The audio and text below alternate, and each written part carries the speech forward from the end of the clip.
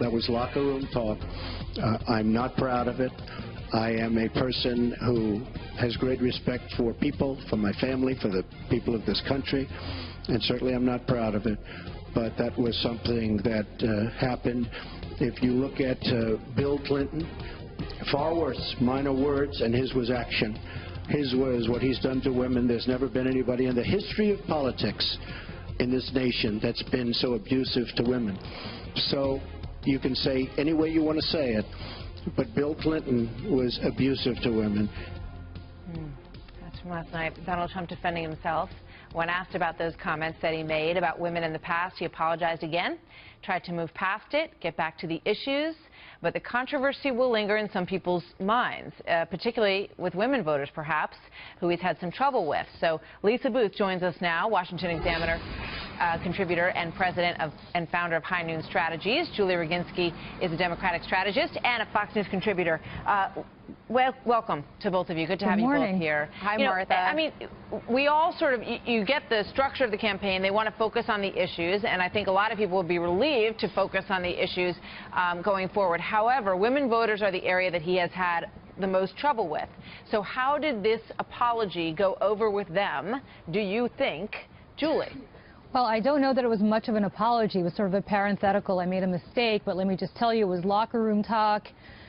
Bill Clinton's done worse, et cetera, et cetera. That's not much of an apology. Look, let me speak right now as a mother of a small boy. Martha, I know you have boys as well. Yep. You don't want to raise your kids, and especially your sons, to believe this is acceptable locker room behavior, that this is something that just happens in the locker room, so let's excuse it because this is the kind of stuff boys will be boys and we'll just talk about.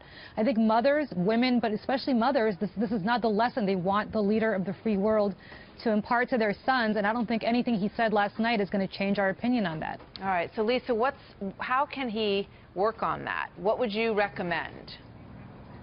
Well, Martha, I agree with Julie in the fact that Donald Trump's statements are inexcusable, but so are Bill Clinton's actions. And this is what is baffling to me, is the fact that the left has embraced an individual like Bill Clinton who has been accused of sexual assault and rape for the past 20 years. They have built him up. He has been on the campaign trail. And it's not the fact that he is Hillary Clinton's husband. It's the fact that he is a top surrogate out for her. He is out there on the campaign trail every single day representing her campaign. He would have a major role in her White House. She has said as much. She has touted his time in the White House. So what I find baffling is the fact that the left is so quick to attack Donald Trump's comments, which they should, because they are inexcusable. But the fact that they have had no problem embracing Bill Clinton, and that is the hypocrisy that I think Americans see. But to your question earlier, what Donald Trump needs to do is now move forward.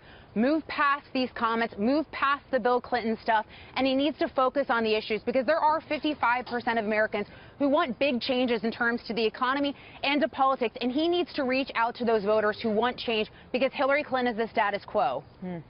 You know, there's a hypocrisy, Julie, on the left on this issue, to say that, you know, they're so horrified, so deeply, deeply offended. And I get it. I mean, those comments are deeply offensive. So I guess you have to either get used to sort of this level of crudeness, but let's face the facts. It exists on both sides.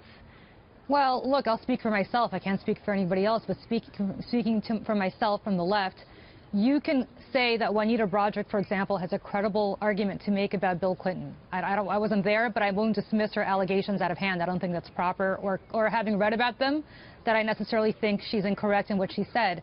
What I find disturbing is that the sins of the husband are being cast upon the wife, and every time I hear, but Hillary Clinton enabled him, Hillary Clinton went after these women. You know, if you look at what Juanita Broaddrick said, she said that Hillary Clinton came up to her after she had volunteered for Bill Clinton's campaign back in 1976 and thanked her for helping her husband. Juanita Broaddrick took that to mean as a threat. I take that to mean as somebody whose husband did not fill her in on what may or may not have happened, thanking a campaign volunteer for her service. Well, so, you know, I mean, why are we? I understand that, but let me finish. Let me just finish my point on this. What you're essentially trying to do is say that Hillary Clinton is somehow responsible for any bad acts that her husband did, and I'm sorry, I'm not going to hold a wife responsible who was the victim and cheated on her. That's not what I said. Well, you're blaming Bill Clinton. He's not on the ballot. He's not on the ballot, though, No, but the point I'm making, but Julie, look, the point I was making, which is a fair one, is the fact that Hillary Clinton has Bill Clinton out there. Every top surrogates are fair game in politics. If you have someone out there every single day representing your campaign, on the campaign trail, reaching out to voters, you're touting his record, he's going to have a major role in the White House, that is fair game to bring that up. So I think Donald Trump invoking that as a defense last night was fair game. I'm with you and everyone in America, I think, right now that once, hold on, Julie, I'm with everyone that I think the fact that this has become the norm in politics is depressing. I think a lot of Americans want the issues to be discussed, want the candidates to reach beyond this. But both candidates last night were rolling around in the mud. So spare me the fact that somehow, you know, Donald Trump is this monster and Hillary Clinton is you know, this wonderful candidate who's rising above it, because that's simply not the case. I just want to get. But they should both rise above it.